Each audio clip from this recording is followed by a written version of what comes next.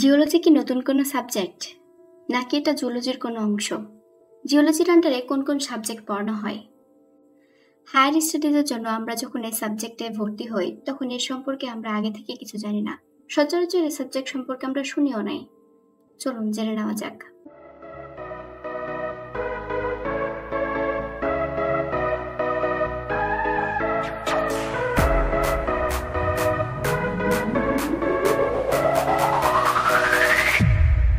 আসসালামু আলাইকুম, আপনি আছেন জিওলজি ক্যান্ট্রিকের সাথে। জিওলজি কি? জিওলজি হলো পৃথিবী এবং এর উপাদান সমূহ সম্পর্কে বিজ্ঞান। পৃথিবীর গঠন, তার মধ্যে ঘটে যাওয়া পরিবর্তন, বিভিন্ন প্রাকৃতিক প্রক্রিয়া, কিভাবে পাহাড় তৈরি হয়, যেমন হিমালয় কিভাবে তৈরি হয়েছে, সে সকল সম্পর্কে আলোচনা করা হয় জিওলজিতে। অর্থাৎ একেবারে শুরুর দিকে পৃথিবীর কিভাবে সৃষ্টি হলো, কিভাবে বিস্তৃতি হচ্ছে বা হয়েছিল, আবার অনেক সময় ভূমিকম্প হয়, আগ্নেয়গিরির প্রত্নপাত হয়, কি কারণে এগুলো হয়, এগুলোর ক্ষয়ক্ষতির পরিমাণ কেমন, আবার ভবিষ্যতে ভূমিকম্প হওয়ার সম্ভাবনা আছে কিনা, এসব নিয়ে আলোচনা, বিশ্লেষণ বা গবেষণা করাই হচ্ছে জিওলজির কাজ। পৃথিবী মূলত 3টি স্তরে বিভক্ত: ক্রাস্ট, ম্যান্টল এবং কোর।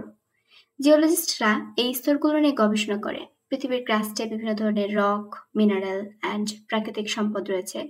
জিওলজিস্টরা এগুলো খুঁজে বের করে এবং এর ব্যবহার, বিস্তৃতি, ইকোনমিক্যাল ইফেক্ট কতটুকু রয়েছে সেসব নিয়েও কাজ করে।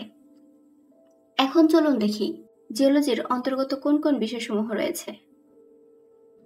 পেট্রোলজি, mineralogy, palaeontology, seismology, hydrogeology, engineering geology, geomorphology এবং আদার্স ব্রাঞ্চ অফ জিওলজি, অর্থাৎ জিওলজির অন্যান্য শাখা। প্রথমে আসে পেট্রোলজি।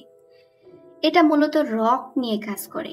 একটা রক কত বছর হলো, এটা কোন ধরনের রক, এটা সেডিমেন্টের রক কিনা, কিংবা এই রক দিয়ে গঠিত পাহাড় পর্বতের নিচে কোনো তেল, গ্যাস বা পেট্রোলিয়াম জাতীয় কোনো জিনিসপত্র আছে কিনা সেসব নিয়ে গবেষণা করে। অর্থাৎ শিলার গঠন, উৎপত্তি এবং পরিবর্তনের বিভিন্ন প্রক্রিয়া সম্পর্কে পেট্রোলজি শাখায় আলোচনা করা হয়। মিনারোলজি, এখানে মিনারেল শব্দটা থেকে আমরা বুঝতে পারছি যে এখানে খনিজ নিয়ে আলোচনা করা হয়, অর্থাৎ মিনারেল নিয়ে কি কি ধরনের খনিজ রয়েছে, কোয়ার্টজ, ডায়মন্ড বা এদের বৈশিষ্ট্য কি, এরা কোন পরিবেশে তৈরি হয়েছিল, যখন ইগনিয়াস বা যখন লাভাটা বাইরে আসছিল এরা কত পরিমাণ প্রেসারে তৈরি হয়েছিল, এসব নিয়ে আলোচনা করা হয় মিনারোলজিতে। প্যালিওন্টোলজি, যার অর্থ হচ্ছে জীবাশ্ম নিয়ে আলোচনা করা হয়। এখন জীবাশ্ম কি? যা প্রাগৈতিহাসিক কালে কোনো একটা জীব মাটি চাপা পড়ে গেছে এবং তার একটা অস্তিত্ব রেখে গেছে, এমন একটা কন্ডিশন, বা এই জীবটা যেমন ডাইনোসর আমরা চিনি সবাই বা জানি, এই জীবাশ্ম নিয়ে আলোচনা করাকে বলা হয় প্যালিওন্টোলজি। সিসমোলজি, সিসমিক শব্দটার সাথে আমরা সবাই পরিচিত, অর্থাৎ ভূমিকম্প নিয়ে আলোচনা। সিসমোলজি শাখায় ভূমিকম্প নিয়ে কাজ করা হয়। কিভাবে ভূমিকম্প হয়, এর ফলাফল কি, বা এর উৎপত্তি হলো কিভাবে, কোন টেকটনিক প্লেটের প্রভাবে এটা হলো, এই টেকটনিক প্লেটটা কি পরিমাণ শক্তি সঞ্চয় করে রেখেছিল, বা এই ভূমিকম্পের এপিসেন্টার কোথায়, এসব নিয়ে সিসমোলজিতে আলোচনা করা হয়। এখন হাইড্রোজিওলজি। হাইড্রো শব্দটার অর্থ হচ্ছে জল, এবং জিওলজি বা পানি নিয়ে জিওলজির যে শাখা আলোচনা করা হয় সেটা হচ্ছে হাইড্রোজিওলজি। এখন হাইড্রোজিওলজিতে মূলত ভূগর্ভস্থ পানি নিয়ে এবং এর গতি, ব্যবহারের সম্ভাব্যতা নিয়ে আলোচনা করা হয়।